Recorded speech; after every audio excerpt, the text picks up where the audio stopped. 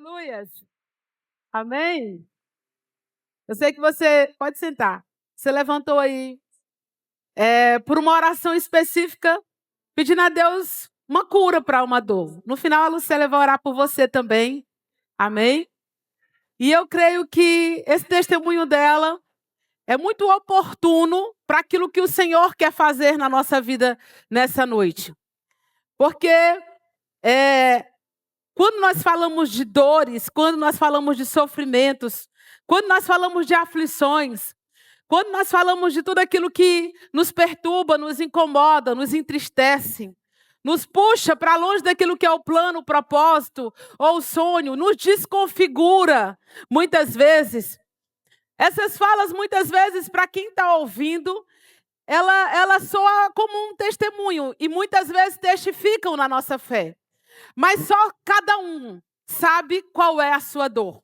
Dor é aquele tipo de coisa que se você só pode, por mais que alguém possa tentar explicar para você, você só sabe a dor que você tem experimentado.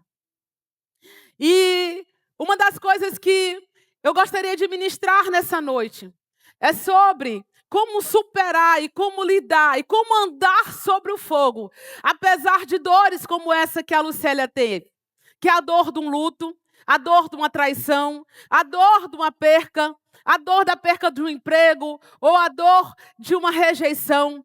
Como andar, como caminhar, como continuar mesmo diante da dor. Por isso que o nome dessa ministração é Andando sobre o Fogo. E nós vamos compreender um pouco melhor sobre isso, porque o fogo, na Bíblia, ele tem várias linhas e ele tem várias simbologias. Mas uma das simbologias do fogo de Deus é que ele vem para nos provar. A gente pode, lendo a Bíblia, estudando a Bíblia, nós podemos ver três fontes, ou três formas, ou três coisas que nos levam a passar por lutas. Talvez você tenha uma luta que é fruto de uma tribulação. O que é a tribulação? É aquilo que a Bíblia diz: no mundo tereis aflições. Você vai ter aflição só por você estar no mundo. Isso se chama tribulação. A tribulação, ela é resultado de nós estarmos no mundo. Por nós estarmos no mundo, muitas vezes a gente tem que lutar contra a dieta, né? Quem nunca, né?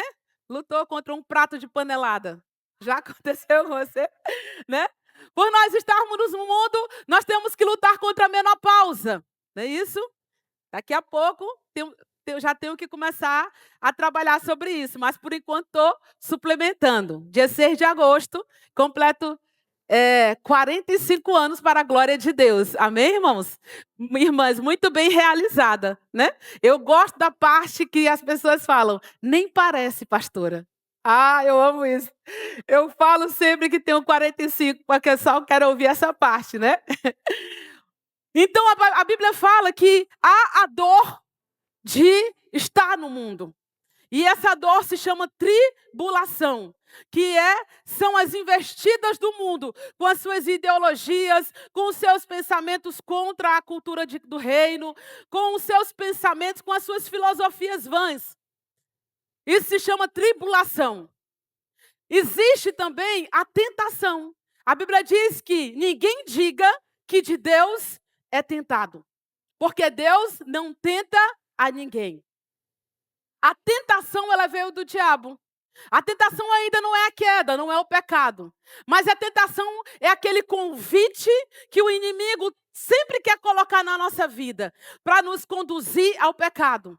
Às vezes somos tentados a murmurar no meio dessa dor.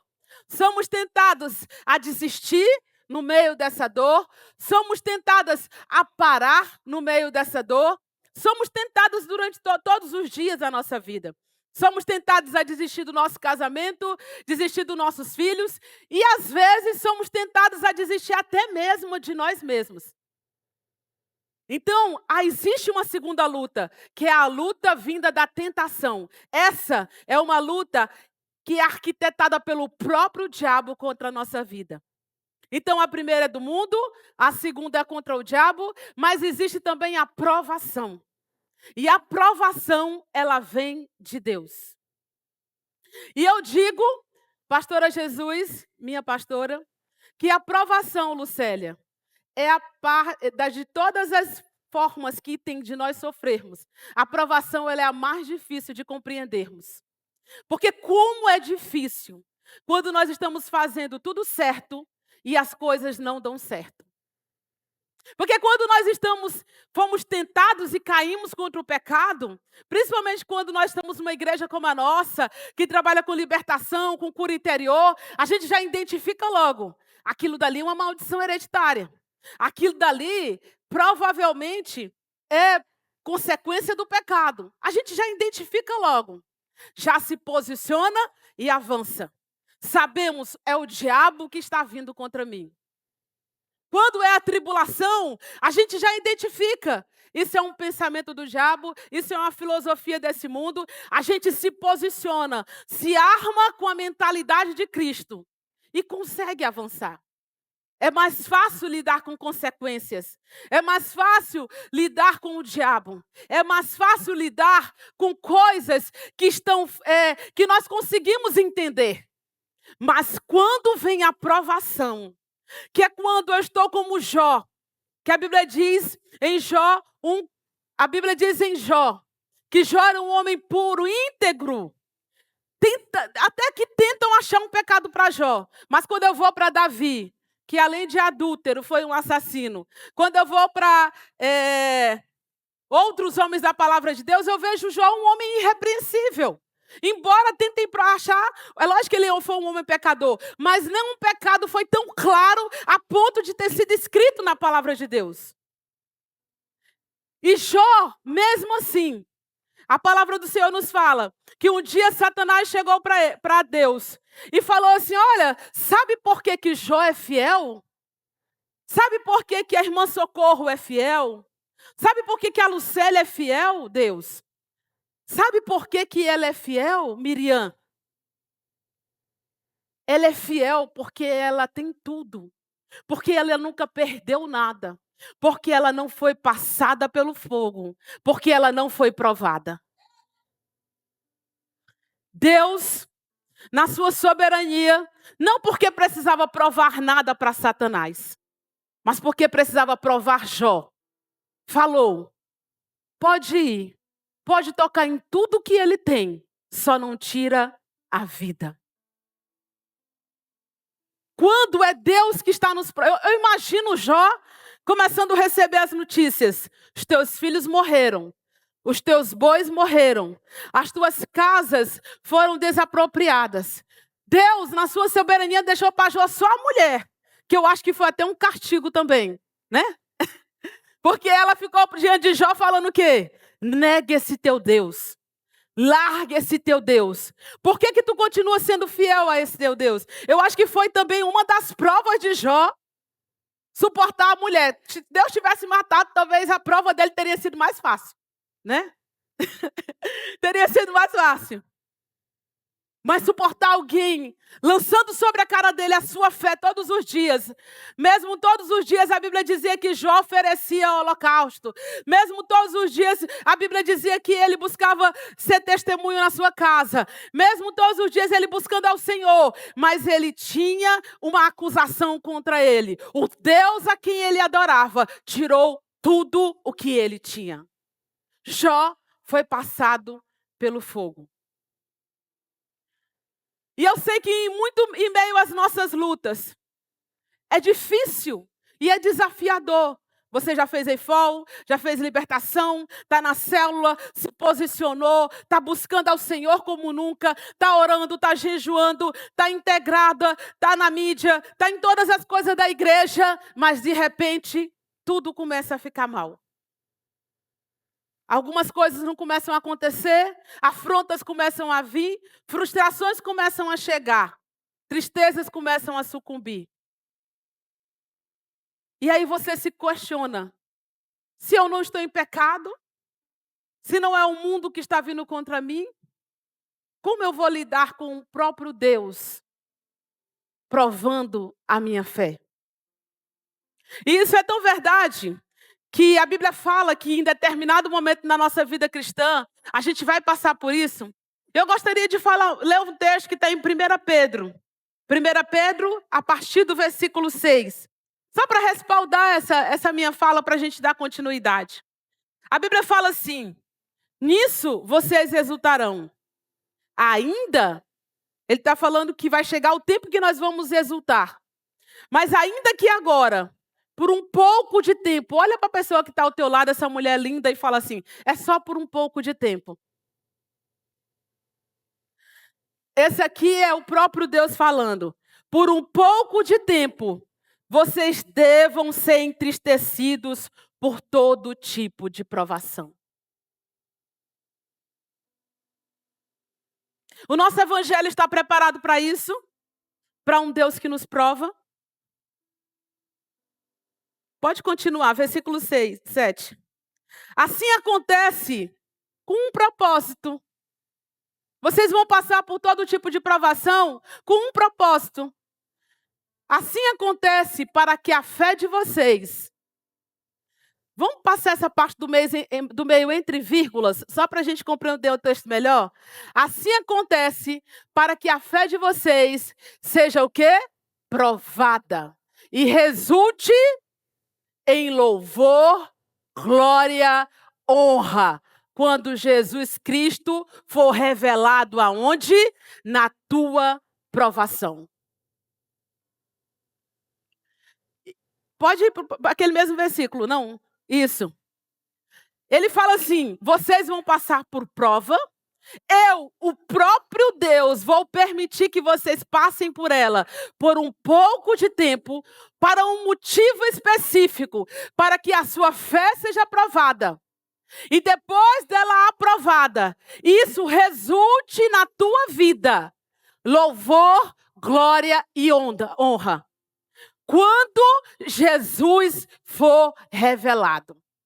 Quando Jesus vai ser revelado? No meio dessa prova.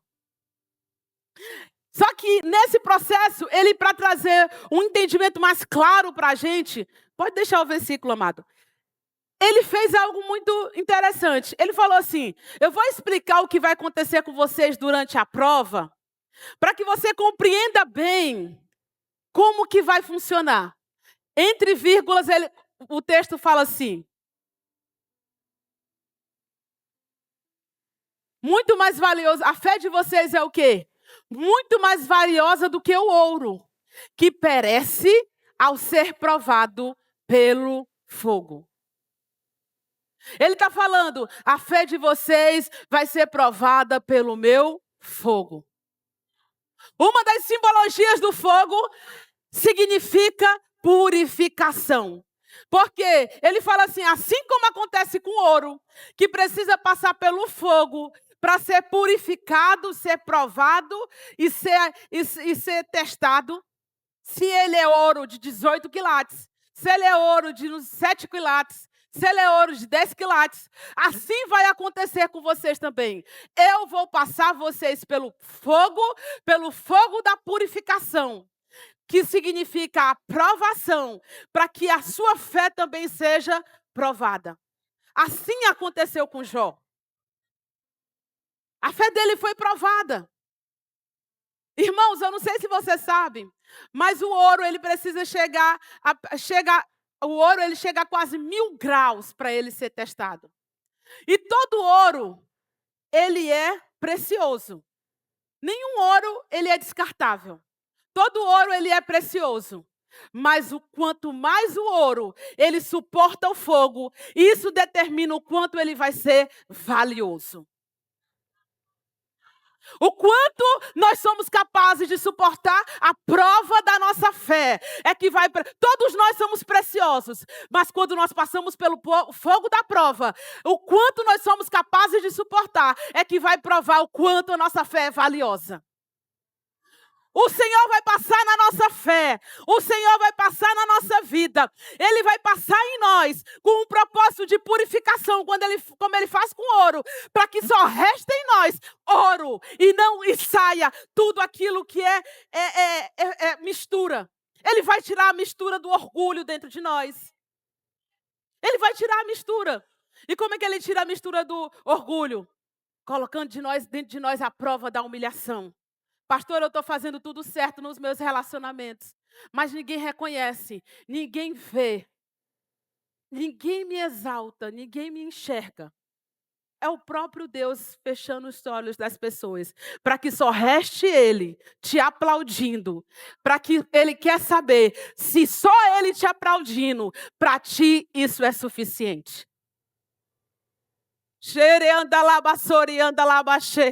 Aleluia! Se só Deus te aplaudir é o suficiente. Ninguém falou, oh, mas tu estava bonita, oh, mas tu tá legal. Mas na hora que você se vestiu, você se entrou na frente do espelho e Deus falou para você, minha filha, ó, palmas para você. Isso tem que ser suficiente na tua vida. Se todo mundo te aplaudir, Deus não te aplaudir, não é nada para Ele.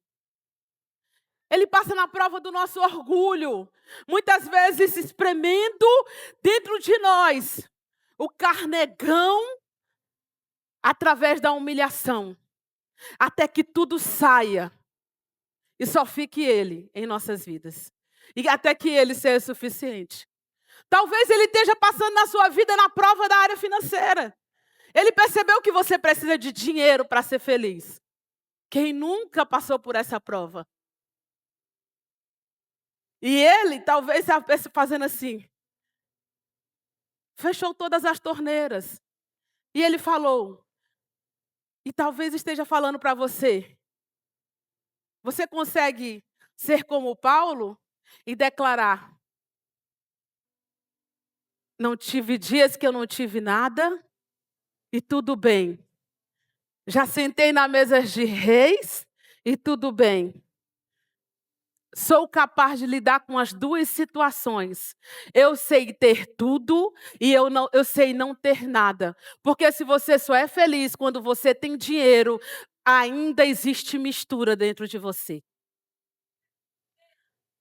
Ainda existe mistura dentro de você. Você consegue cantar para Deus?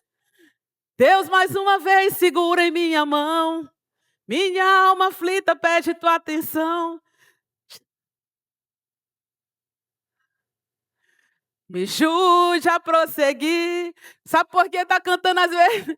Senhor, o Senhor está vendo que só tem 100, 50 reais na minha bolsa, meu Deus. Mas eu vou botar a minha melhor roupa de quando eu tinha dinheiro. Fazer o melhor penteado de quando eu tinha dinheiro. Vou sair com cara de rica. Vou continuar profetizando, vou continuar falando em línguas, vou continuar adorando, vou continuar vivendo, porque quem determina quem eu sou não é o que eu tenho é o Senhor. Aleluias! Quando você não sabe viver com pouco, você não está preparado para ser feliz com muito.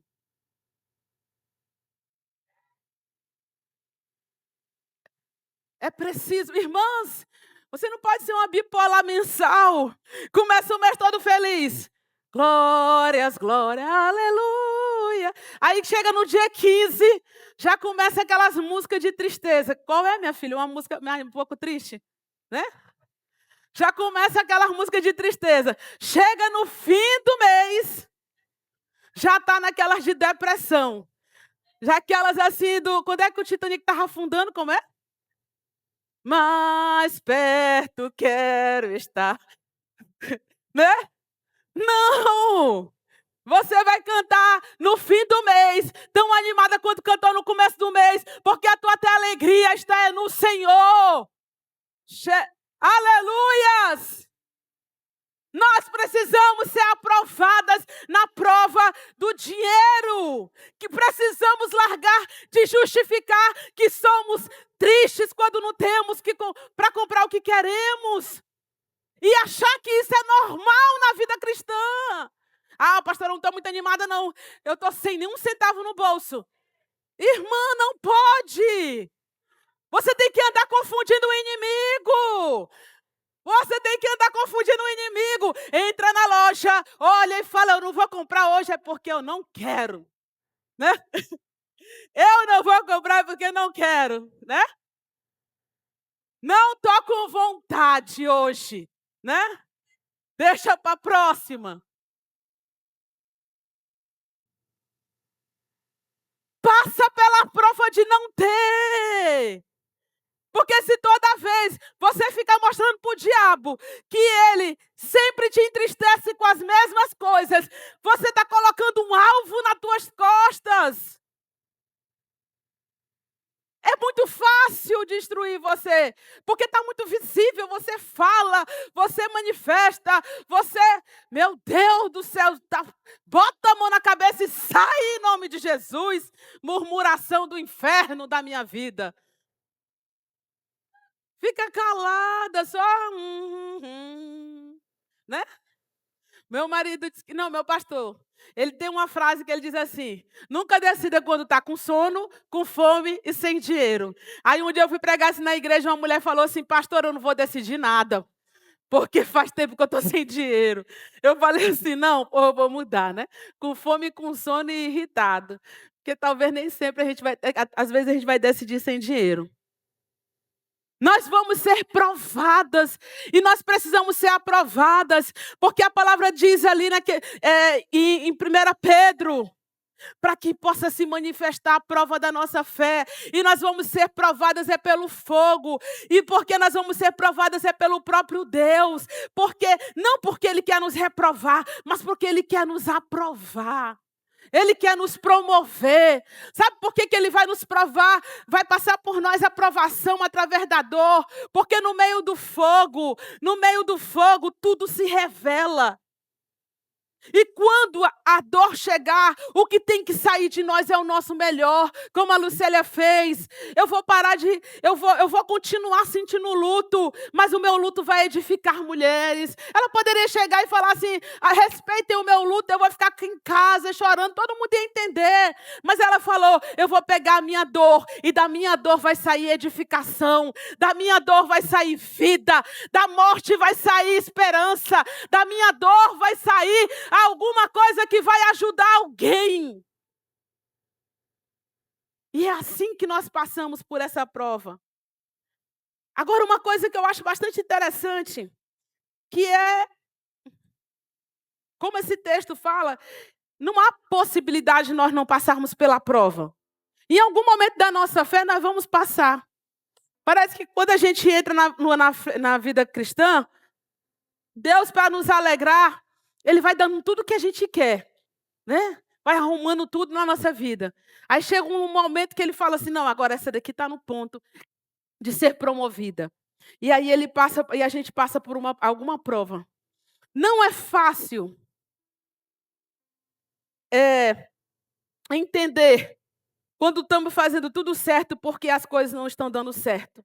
Mas aí é onde a gente tem que crer na soberania desse Deus. Só que tem uma coisa que me intrigou. Porque a palavra do Senhor nos fala por experiência, a prova ela sempre traz dor. Ela sempre traz dor. Mas a palavra do Senhor nos fala que Ele, quando nos passar por esse fogo, Ele não nos queimará. Vamos ler a palavra do Senhor em Isaías 43, versículo 2.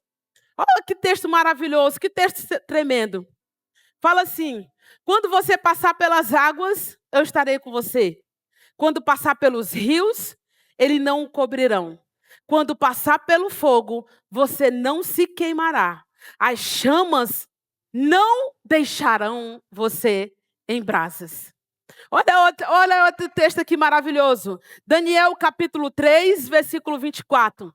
Esse texto é bastante conhecido. Lindo esse texto. Contudo, logo depois, o rei Nabucodonosor, alarmado, se levantou e perguntou aos conselheiros: não foram 3 homens amarrados que nós colocamos no fogo? Eles responderam: sim, ó rei. O rei, porém, exclamou: olhem, estou vendo 4 homens desamarrados e ilesos, andando no meio do fogo. E o quarto se parece com o filho dos deuses. Aleluia! Glória a Deus! Esses dois textos eu achei maravilhoso. Só que eu vou falar aqui uma coisa. Eu entrei meio em crise. Porque natural, quando Deus ele usa imagem figurativa, é para a gente compreender as coisas. Mas eles fizeram foi me confundir. Por quê? Eu sei que Deus nunca vai colocar nada para nos machucar e nem nos matar. Mas o fogo, uma coisa é certa. Aonde ele chega, ele queima. Se o fogo passa pela madeira, ele destrói. Até pelo alumínio pode ser bastante resistente, mas ele destrói. Se o fogo passa pela palha, cai-se tudo. Então, só que esses dois textos afirmam uma coisa. Eu vou colocar sobre vocês uma prova. Eu vou passar com a vida de vocês com fogo, o fogo da purificação. E vocês vão arder nesse fogo. Vão passar lutas nesse fogo. Só que vocês vão passar por essas lutas. E a Bíblia diz, vocês não se queimarão. O texto diz. E em outro texto, não é só o texto dizendo. No outro texto, que é o texto de Daniel, é aquilo acontecendo. A Bíblia diz que eles ficaram ali dançando no meio do fogo. E, embora naquele momento eles estivessem passando por uma situação bem real do que é passar por uma prova para a sua fé ser aprovada. O rei tinha chegado para eles e falado, se vocês não me adorarem, vocês vão lá para o fogo. E os soldados pegaram e tacaram ele no fogo. Então é uma das figurações mais claras disso que eu estou falando. Porque é algo que representa claramente essa realidade. Deus permitindo, porque não foi porque eles estavam em pecado, mas porque eles estavam fazendo a vontade de Deus, Deus permitindo que eles entrassem literalmente no fogo. Só que lá no fogo aconteceu isso. Isso me intrigou. Eu falei, Senhor, como passar pelo fogo e não se queimar? Olha para a pessoa que está ao seu lado e pergunta bem, como é que eu vou passar pelo fogo e eu não vou me queimar? Como eu vou passar pelo fogo e não vou me queimar?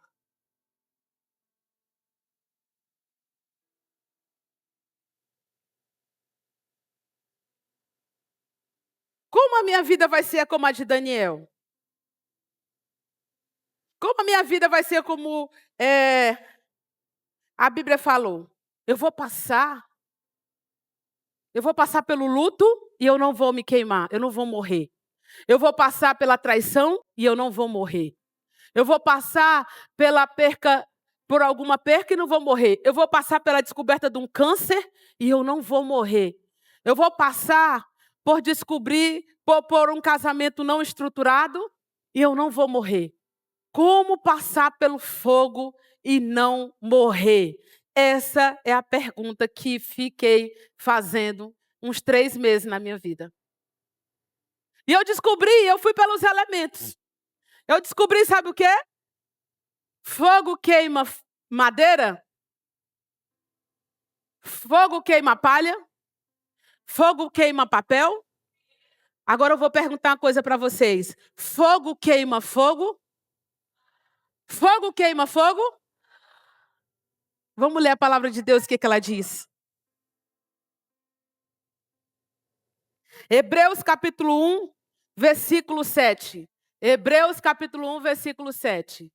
Quanto aos anjos, ele diz, ele faz aos seus anjos como os ventos. Quem entendeu o que eu vou falar agora, dê um glória a Deus. Se você quiser, pode levantar. Agora, aos seus servos, o que ele faz? Ele faz com que vocês sejam como labaredas de fogo. Ele faz com que nós sejamos como labaredas de fogo. Olha para a pessoa que está ao teu lado aí. Tu é fogo, mulher.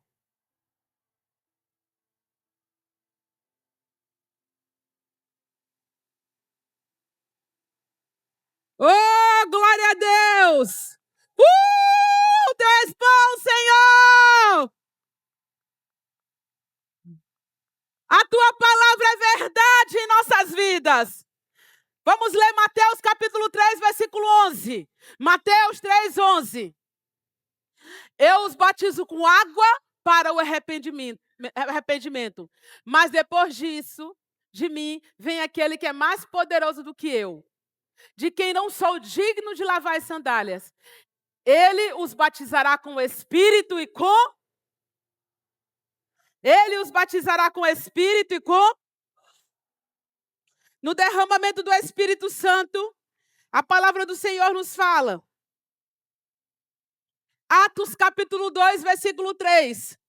Atos capítulo 2, versículo 3.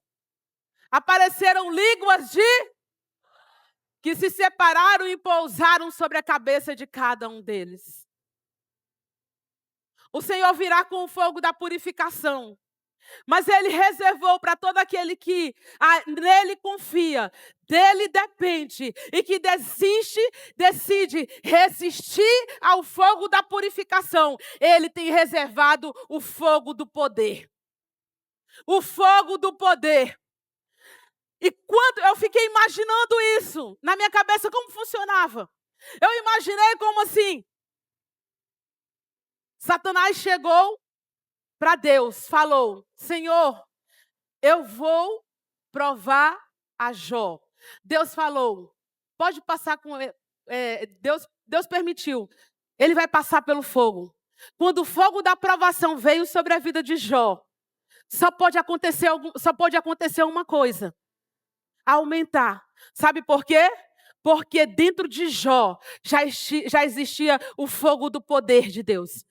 Quando nós estamos cheios do fogo do poder de Deus, quando a provação vem, ela não nos mata, ela nos potencializa, ela nos aumenta. Quando o fogo vem, o fogo que quer nos consumir, o fogo que quer nos matar, o fogo que pode vir até para querer nos destruir, porque não é o propósito de Deus, mas é quando eu estou aprovada para passar por aquilo, ele vai encontrar já uma mulher orando, ele vai encontrar já uma mulher jejuando, ele vai encontrar uma mulher congregando, ele vai encontrar uma mulher buscando, ele vai encontrar uma mulher fazendo atos proféticos, ele vai encontrar uma mulher sapateando e o declarando: prova, tu não me matarás, o fogo vai aumentar e eu vou me transformar numa labareda de fogo. Se você crê, glorifica.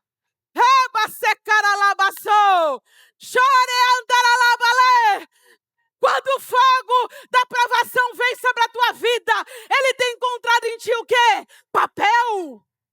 Ele tem encontrado em ti o quê? O papel da murmuração. Ele tem encontrado em ti o quê? O ferro da dureza. Ele tem encontrado em ti o quê? A madeira do rancor? Ou ele tem encontrado em ti o quê? Fogo. Se ele tem encontrado em ti fogo, você vai poder declarar o que Jó declarou. Sabe o que ele disse quando veio a provação? Quando ele perdeu todos os filhos, quando ele perdeu todos os bens, quando ele perdeu a dignidade, porque a Bíblia diz que ele ficou deitado, nu. É a completa perca de dignidade do ser humano. Sabe o que o fogo que veio queria consumir, o que queria testar, quando chegou nele, sabe em quem encontrou? Um homem que disse assim: Deus me deu e Deus tirou. Mas em todas as coisas, louvado seja o nome do Senhor. Hey! Encontra em nós, Deus, esse fogo. Deus me deu e Deus tirou. Nenhuma perca para nós é perca de Deus. Nenhuma perca para nós nos faz perder Deus. Porque nós reconhecemos que não merecíamos nada. Que tudo é graça. Ele não me deve nada. Ele não me deve nada. Ele não me deve nada. Tudo que eu tenho é dele. Tudo que eu tenho é para ele. Tudo é para a glória dele. Ele me deu e ele tirou. Mas em todas as coisas, louvado seja o nome do Senhor. Obrigada, Deus, pelo tempo que o Senhor me deu. A minha mãe, me deu meu esposo, me deu meu filho. É fácil, irmãos. Não é fácil. Eu nem tinha tido. E foi uma das maiores dores da minha vida quando eu entreguei. Eu passei 5 anos, irmãos, orando para engravidar. 5 anos. Em algum momento da minha história, eu pensei que era só fazer sexo e a criança vinha. Fiz sexo uma vez, não veio. 2 não veio. Fiz várias vezes, não veio. Todo mundo aqui é de maior, né? Não veio, irmãos. Fiz todas as coisas. Não veio. E eu pregando, profetizando nas nações. Segundo eu, achando, Senhor, eu tenho feito tudo para te agradar. E tenho orado por um filho, um filho. Irmãos, parece simples para quem tem. Mas isso tirava dentro de mim. Parece que uma autoridade para ministrar, para casais. Parece que dentro de mim havia uma humilhação constante por esse estado de esterilidade. Eu sei que não é uma verdade, mas quando você está dentro, é o que você sente. Eu me sentia como se fosse assim, indigna. Me sentia como se fosse, por que não? 5 anos.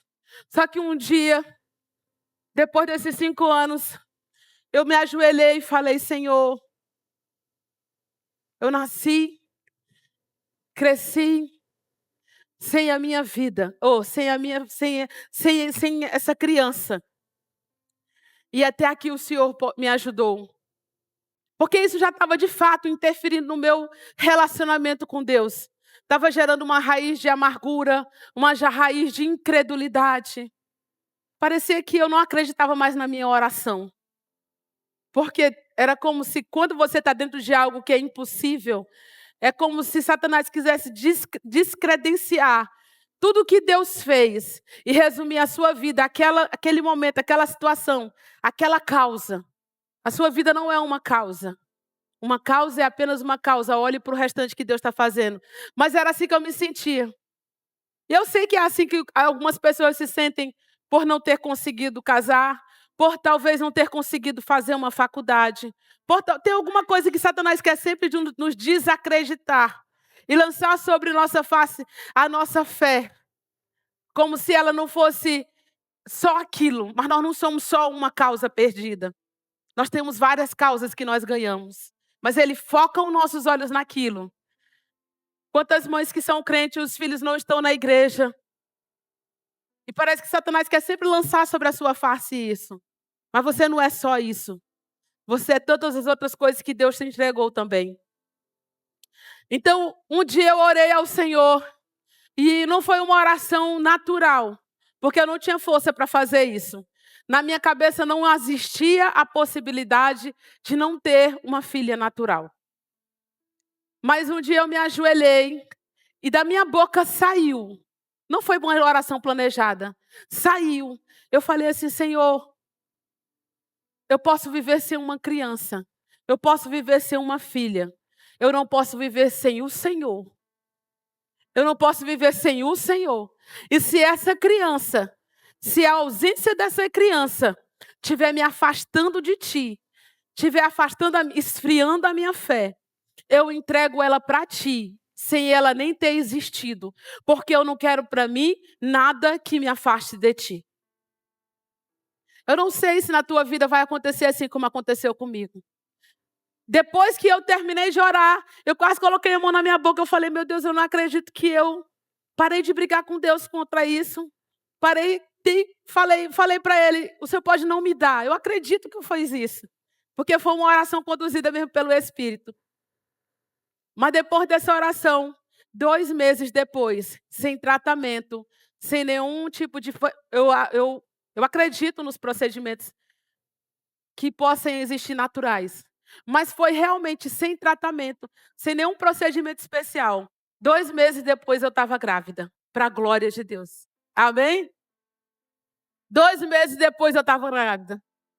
Sabe por quê? Porque nós precisamos dizer, tudo é pela graça. A gente tem o hábito de se apegar com tudo. Enquanto a gente devia compreender que tudo que nós temos, nós não merecemos. E enquanto o Senhor permitir que tenhamos, nós precisamos só agradecer, porque tudo é pela graça. Deus me deu e Deus tirou. Obrigada, Senhor, pelo tempo que o Senhor me deu. Mas o Senhor tirou. Seja um emprego, seja qualquer coisa. É fácil, não é fácil. Mas é isso que aumenta o fogo de Deus dentro de nós. É essa convicção. É essa certeza. Sabe, irmãos, nós temos entendido que o fogo de Deus vai aumentar dentro de nós apenas por aquilo que é externo. Falarmos em língua aumenta sim. Sapatearmos aumenta sim. A adoração aumenta sim.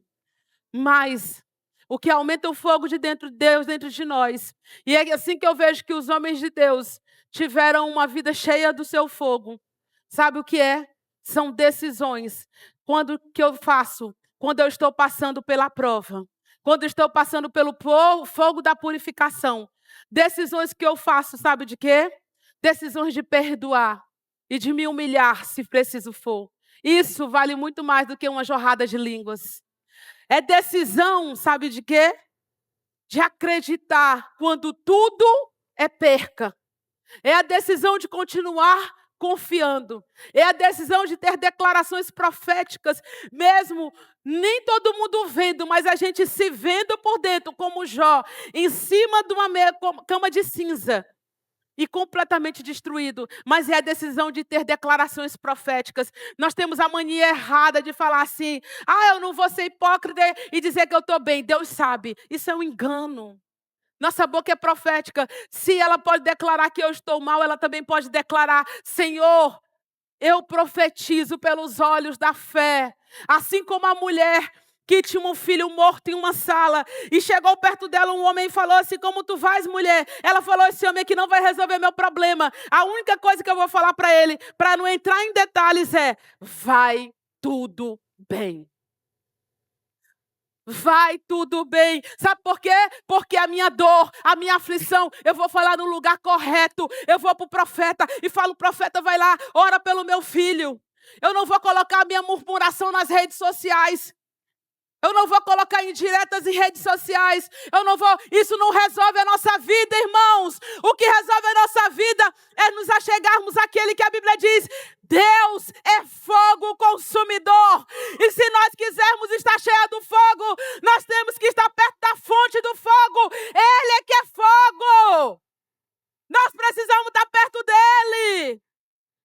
Para a mulher, o que ia acender o fogo na casa dela era o profeta. Talvez para você é o líder de célula. Talvez para você, irmão, você é um graveto. Procura outro graveto que esteja pegando fogo. Junta com ele e fala, olha, eu estou morno. Olha, hoje eu não estou muito assim animado não. Olha, hoje eu estou até molhado. Me assopra aí, assopra, junta, porque eu quero virar essa labareda de fogo.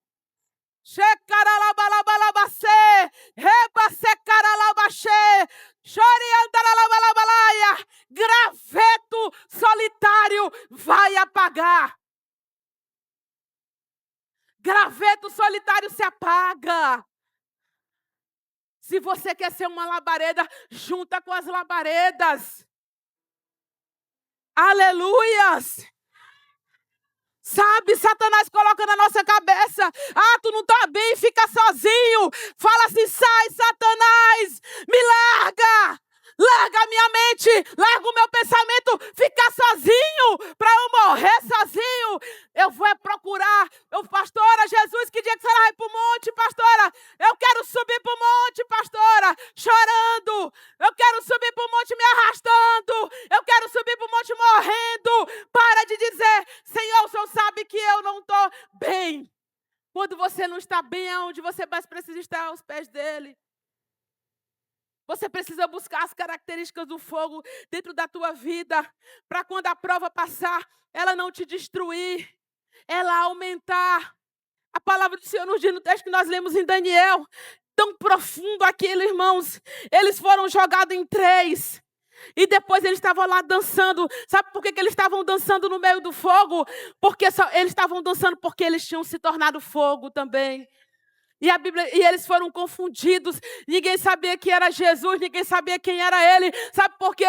Porque quando no meio da prova nós parecemos com Cristo, quando no meio da prova nós oramos, o mundo vai dizer, coitada de ti, está passando por isso. Coitada de ti, está passando por essa situação. Só que você está lá profetizando, você está lá dizendo Deus é bom. Você está lá dizendo, mulher, eu estou passando por isso, mas Deus é mais na minha vida. Você está lá glorificando, você está falando em línguas, você está orando, você está buscando a tua fé, que antes era apenas preciosa para o mundo, quando você glorifica na prova, ela se torna valiosa. Porque o mundo não entende como tu podes estar sofrendo e glorificando. E ele vai procurar como? Eu não posso nem murmurar, porque aquela dali está passando por uma luta maior. E sabe por que quando nós estamos no fogo da prova, nós nos parecemos com Cristo, quando estamos cheios do fogo de Deus? Porque à medida que nós vamos nos tornando e tendo atitudes, nós nos misturamos e nos tornamos como o próprio Cristo. O mundo sentencia que se você está mal, se você está passando por uma situação mal, você tem que estar mal. O mundo colocou uma sentença dentro das nossas mentes. Isso é um engano. Isso é um engano.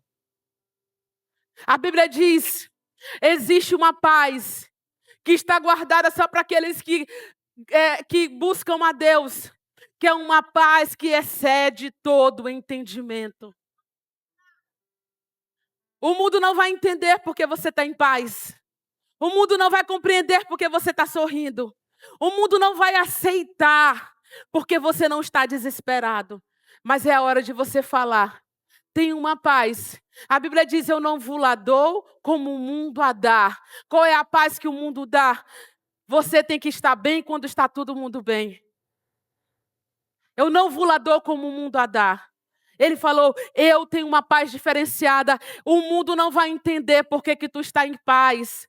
Porque a paz que eu coloco dentro de ti, ela excede o entendimento, o raciocínio, a lógica humana. Ela excede. Eu vou chorar, eu vou chorar. Eu vou me entristecer, eu vou me entristecer. Mas a Bíblia diz, existe lá dentro uma paz. Quando eu saio dali de dentro, eu sou uma leoa. Eu sou uma guerreira. Eu entro nos pés dele como um cordeiro. Eu entro nos pés dele como um cordeiro, inocente, inofensiva, humilhada. Eu me rasgo. Eu falo diante dele toda a minha vergonha. Eu falo diante dele toda a minha dor. Eu falo diante dele todos os meus conflitos. Eu coloco diante dele toda a minha angústia. Eu coloco diante dele como Ana que chorou, que achavam que estavam embriagadas na frente do Senhor. Mas eu saio dali como uma leoa, declarando, Satanás pode vir quente, que eu estou fervendo, eu estou pegando fogo. Porque eu deixei a minha dor no lugar certo, e dela trata o Senhor. E eu saio com a minha cabeça restaurada, as minhas emoções restauradas, a minha alma restaurada diante dele. Com a minha identidade sabendo, eu sou uma labareda de fogo. Porque ele disse, aos seus servos, ele faz como labaredas de fogo. Aleluias! Quantas labaredas tem aqui nessa noite? Aleluia! Aleluia! Irmãos, a palavra dunamis, significa, sabe o quê? Uma bomba. Espírito Santo, uma das atribuições, ou uma das características que são dadas a ele, que esse nome Espírito Santo significa dunamis, é uma bomba. É uma bomba. Irmão, você não pode ser, eu brincava muito antes, com aqueles negocinhos, como é que chama? É cebolinha ou é alho? Que a gente joga no chão? Cebolinha. Irmãos, Deus te chamou para ser uma bomba, você não é uma cebolinha. Olha, uma pessoa que está ao teu lado, tu não é cebolinha, não. Tu é uma bomba. Aquela cebolinha, quando chega no lugar, faz só tac, e acaba. Irmão, nós subjugamos o ambiente. Não existe para nós ambiente pesado. Não existe para nós ambiente pesado. A Bíblia diz que o nosso Cristo, ele foi no inferno e tomou a chave da morte. Sempre falam assim, pastor, a Europa é pesado, pode ser pesado para todo mundo. Mas se eu tiver cheia do Espírito Santo, cheia do fogo de Deus, eu subjugo o ambiente, eu determino aquele ambiente, como ele vai se movimentar, como ele vai ser regido, como ele vai ser acontecido. Não existe, irmãos. Pastora, vem uma frieza espiritual sobre esse lugar. Frieza? Deixa a frieza chegar perto do fogo. Ela vira o quê, irmãos? Água. A frieza só atinge quem já está frio, mas a frieza não atinge quem está cheio do fogo. Porque o fogo, ele sempre influencia, o fogo sempre domina, o fogo sempre está subjugando. Todas as outras coisas têm que se submeter ao fogo. Todas as outras coisas. Você não pode chegar na sua casa e falar, pastora, eu sozinha não consigo aqui em casa. Esses meninos são tudo oprimidos. Esse homem está todo possesso. Irmã, bota óleo na tua mão. Bota a mão na cabeça desse homem e diz, sai, Satanás. Não fala assim não, zangada. Né? Pelo amor de Deus, senão você perde ao marido. Senão ele sai mesmo de casa. Né? Sai, Satanás. Aí o homem vai pegar a mala. Tu não mandou eu sair? Né? Não. Com sabedoria, com mansidão. Passa o óleo devagarzinho, na cabecinha, né? Declara, Senhor, isso aqui vai funcionar só para mim, para ninguém mais. Com sabedoria e com graça, mas com fogo. Irmã, sabe o que acontece? A gente ora na nossa casa uma vez por mês e acha que está limpo. Irmã, você não varre sua casa todo dia? Não me fala que não, pelo amor de Deus. Você varre a sua casa todo dia. Lava a louça todo dia. Toma banho todo dia. Só no mundo espiritual que tem que ser uma vez por mês. Aí quando você vai lá, todo mundo que já entrou visita com demônio, gente com demônio, está tudo cheio lá misturado. Aí você, pastor Marquinhos está oprimido. Irmã, limpa a tua casa espiritualmente toda noite. Se limpa, você vai tomar banho? Eu faço assim, pego o sabonete e falo, Senhor, esse aqui é teu óleo, teu sangue, teu fogo, é teu tudo. Vai passando no meu corpo todo, sabe por quê? Porque nós vamos saindo pelas ruas aí, irmãos, e vão jogando merda na gente. É de palavra de maldição, é de não sei o quê, de não sei o quê, de não sei o quê. O mundo vai xingando a gente no trânsito, e xinga você não sei o quê, o pregado, o patrão, o não sei o quê. Você vai de noite e fala, Senhor, me lava com o teu sangue de novo. Eu quero dormir limpinha, Senhor. Limpa por fora e limpa por dentro. Todo dia faça uma limpeza espiritual na tua casa. Eu falo, a pessoa chega, pastora, lá em casa está oprimido, vai lá orar por mim. Eu falo, eu sou faxineira, é? Eu sou faxineira. Não chamo para tomar um café antes, pastora. Já chamo logo. Eu posso ir. Eu posso ir, mas a responsabilidade de manter a tua casa limpa é tua. Que é mulher, que é crente, que busca o Senhor. A responsabilidade é tua. E ela é uma responsabilidade diária. Se você é daquela que varre a casa, você mesmo não manda os meninos, que chega uma fase que a gente começa a mandar os meninos, né? Menino, varre essa casa aí. Dá mais trabalho do que a gente varrer, mas a gente manda. Se você é você mesmo que varra, vai varrendo e já vai limpando. Senhor, vai saindo, aqui só tem anjo. Se você é aquela que comprou aquelas eletrônicas, né? Que bota e vai limpando ali a casa, bota um óleo ungido em cima dela e fala, faz o serviço aí, amada. Já vai passando, já vai limpando.